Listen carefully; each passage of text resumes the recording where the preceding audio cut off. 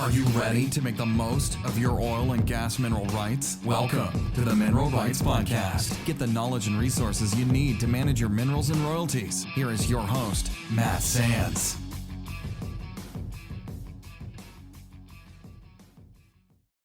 Welcome to the Mineral Rights Podcast. Thank you so much for joining us. I'm your host, Matt Sands, and I'm here to help you make the most of your mineral rights and royalties. This episode, we're going to talk about mineral rights news for September 2019. Before we get started, I have a favor to ask of everybody. Please leave us a rating and review on iTunes. It only takes a minute, and it will help us reach everyone that needs to hear this information. Also, if you come across an article that you'd like us to cover, or if you have a question that you'd like to be featured on an upcoming episode, please leave a comment at mineralrightspodcast.com, where you will also find the links to these articles. And you can also send an email to feedback@mineralrightspodcast.com. Hey, Justin, how are you doing today? Doing great, Matt. How are you? I'm doing well, thank you. Let's just go ahead and dive in. What do you say? Let's do it. So the first story we have here is about blockchain, and this is in Wyoming. The title is Task Force to Mull Putting Real Estate and Mineral Rights on the Blockchain. The state's blockchain task force will meet in Laramie September 19th through 20th to discuss potential legislation that could further shape Wyoming's landmark blockchain laws. If enacted, the law is under consideration could change the landscape for real estate, banking, and energy, among other industries.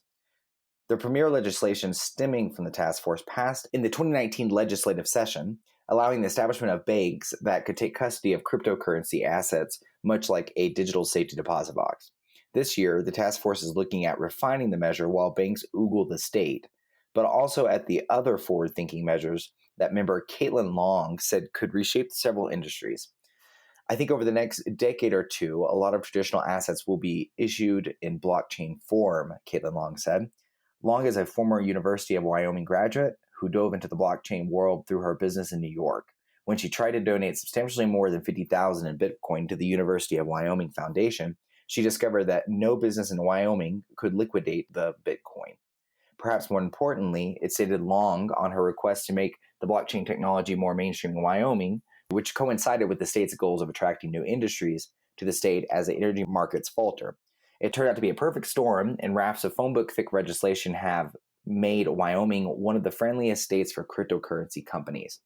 Bitcoin and other competing cryptocurrencies operate on a blockchain technology. In fact, Bitcoin was the first real application of blockchain technology, and David Pope, a certified public accountant in Cheyenne, who acts as executive director for the Wyoming Blockchain Coalition, said, "I'm concerned with the change it will bring to the government, accounting business, and the way all of us interact on a financial level," Pope said. In a 2017 interview, "It will change. It's a matter of whether or not we're on board with it." Blockchain technologies, Pope explained, use the power of a network to make a ledger more secure.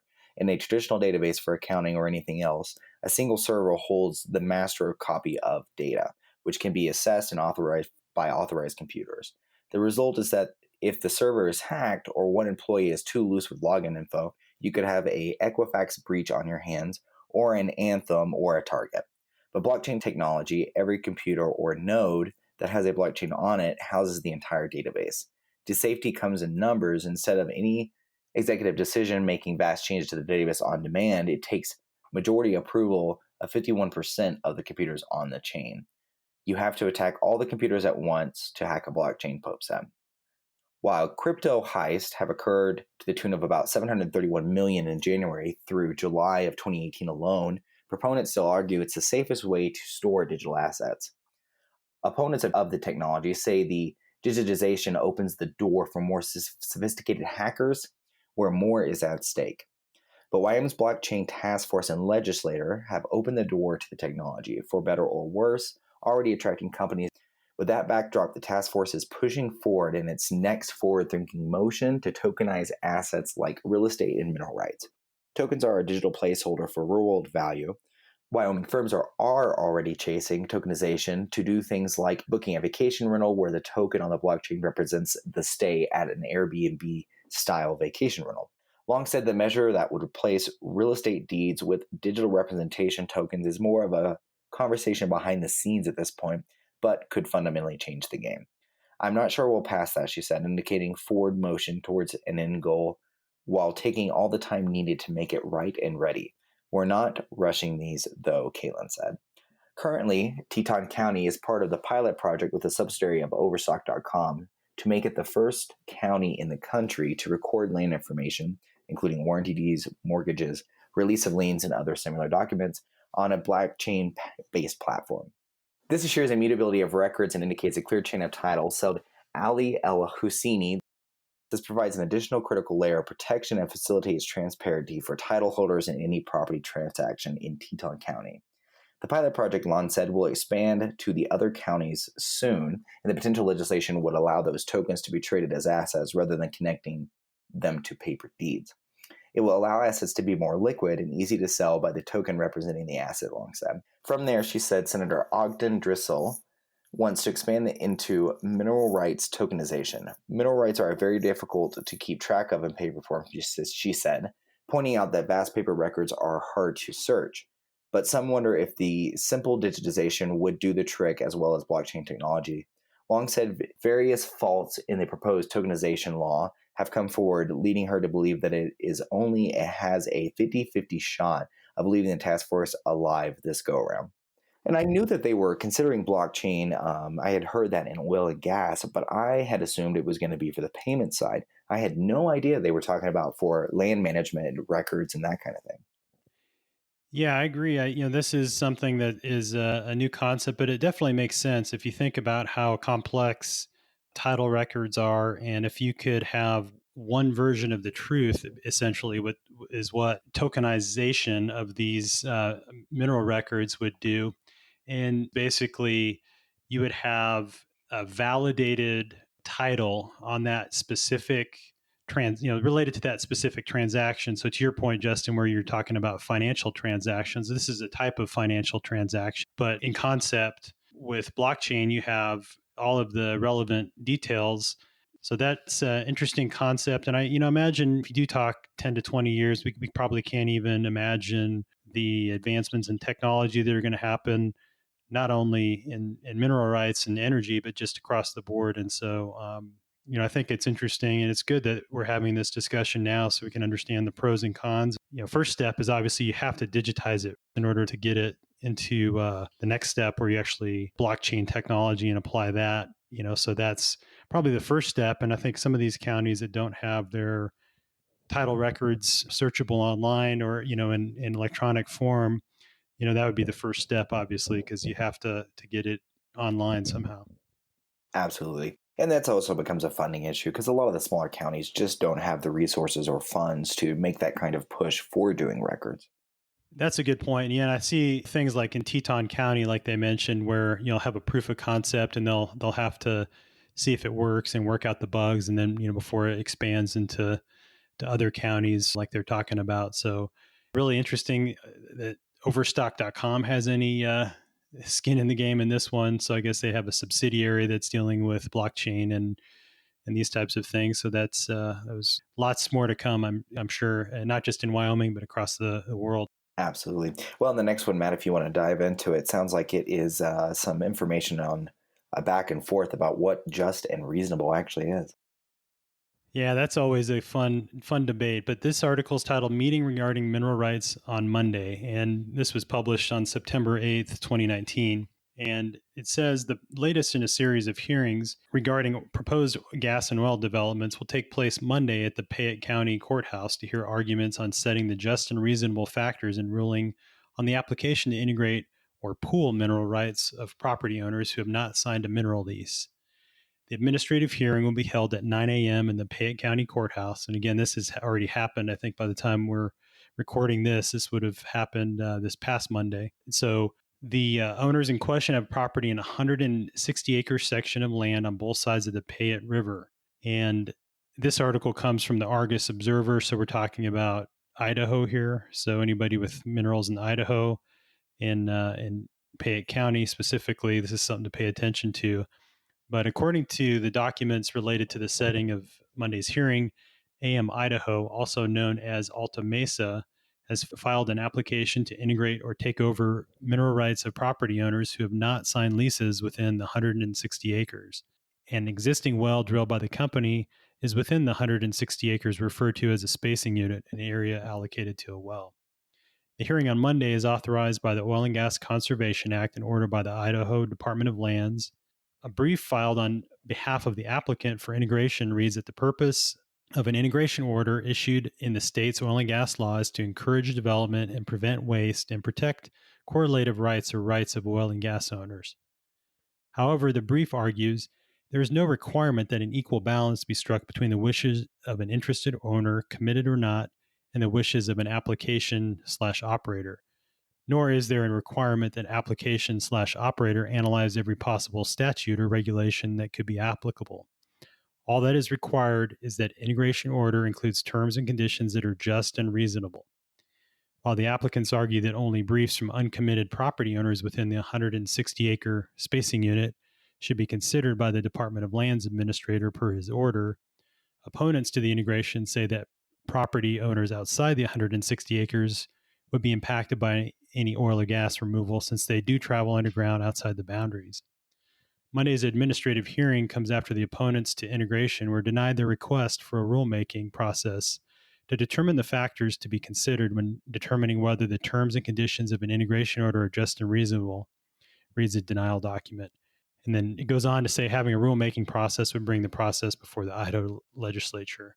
This article goes back to the concept of statutory pooling or forced pooling that we've talked about several times on the show.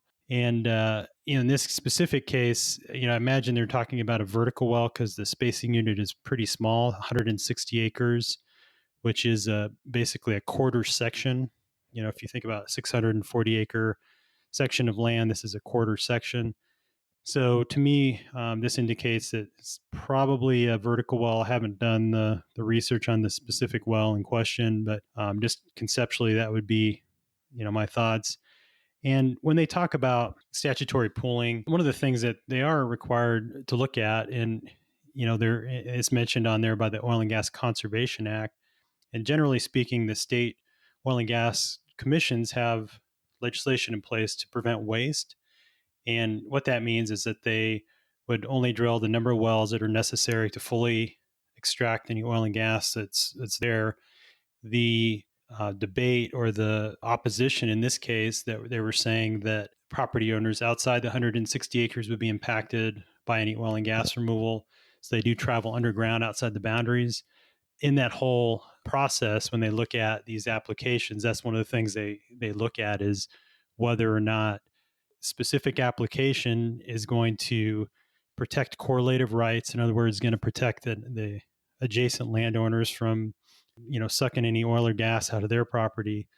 And so they would have certain setbacks from the property boundary as to where those wells could be placed to prevent any issues in that case. And so that is, I would imagine, what they looked at. I guess this has already happened at this point, but this is something that is pretty common when you have legislation in place to allow for statutory pooling and the just and reasonable terms that they say. That's kind of the, each side has to make the argument as to whether the terms that are being offered are just and reasonable, from any leases that are being offered to those currently unleased mineral owners. And so all of that is something to keep an eye on if you have minerals nearby. And just again, another case where statutory pooling and associated rulings are in the news. So.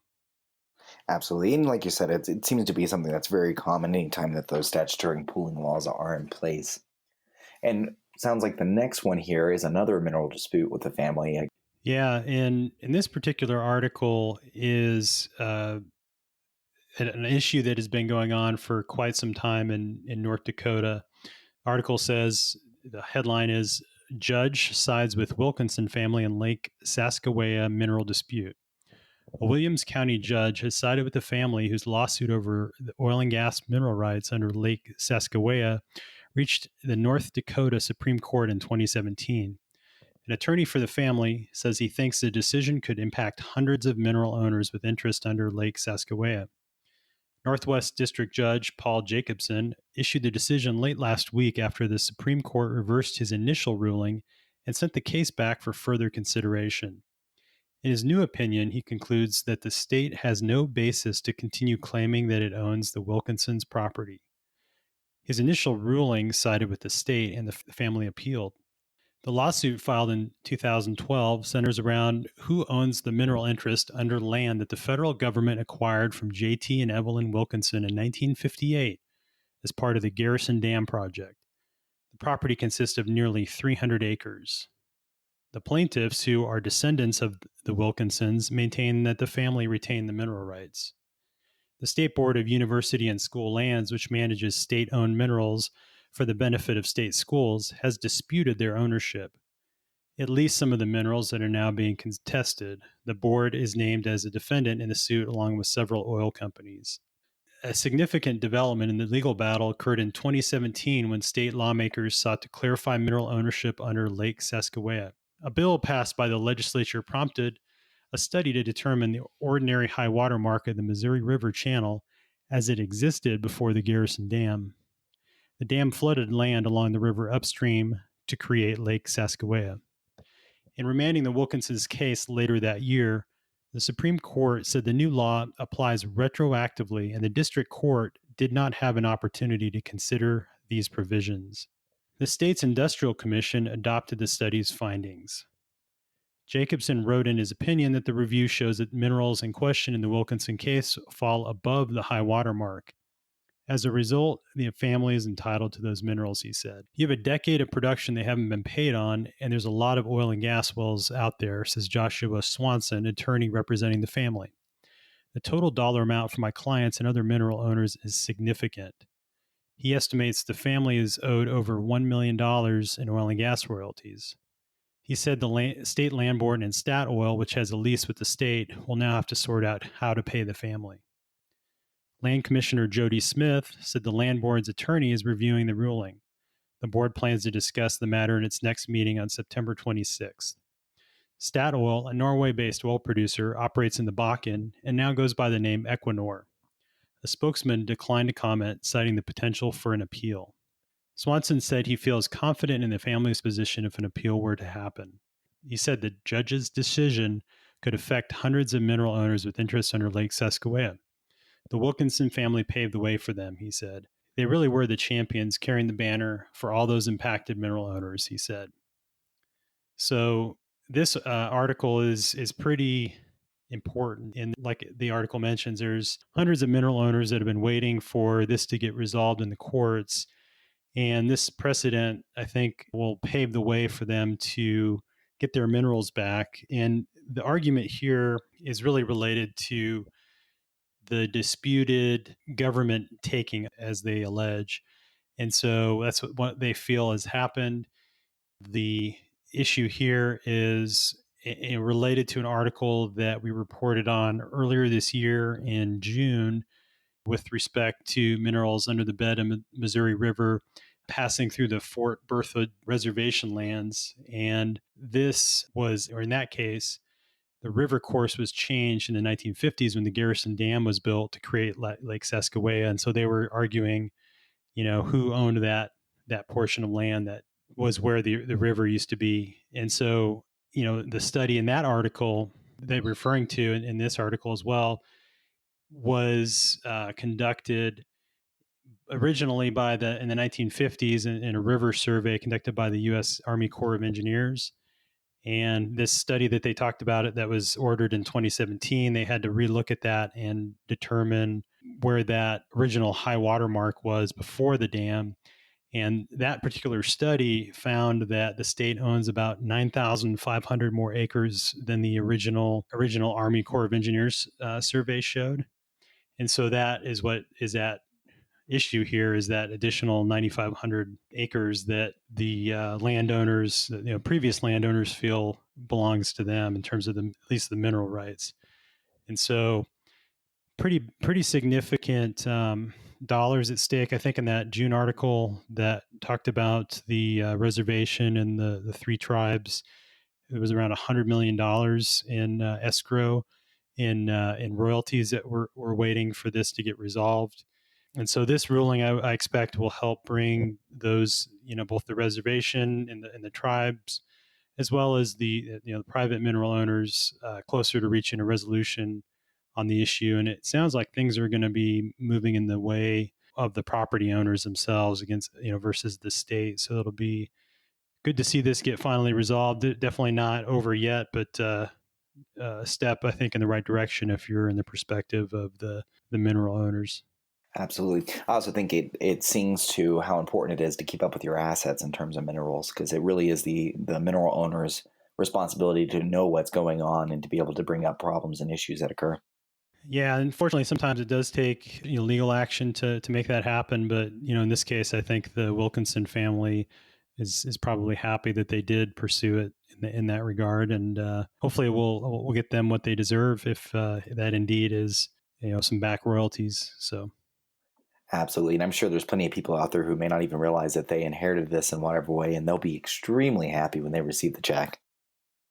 That is without a doubt, especially when you consider this is multiple years of royalties just sitting in escrow, kind of waiting for this to get resolved. So I imagine those would be pretty substantial checks. So Absolutely. Well, I think that covers the news for September. that does. Thanks again for listening, and as always, please leave us a rating and review on iTunes, like I mentioned earlier in the show. And if you want to read these articles in full, and if you want to check out some of the other articles that are referred to in the Wilkinson family case, we'll have a link to that article. So there's some of the history there, so you can catch up on that if this might affect you. So that's all I have for this month. Thanks again, Justin, and we'll talk to you next time. Thanks, Matt. Sounds great. Thanks so much for listening to the Mineral Rights Podcast with your host, Matt Sands. Don't forget to subscribe and share at mineralrightspodcast.com. The Mineral Rights Podcast should not be construed as investment, legal, or tax advice. All information is believed to be from reliable sources. However, we make no representation as to its completeness or accuracy.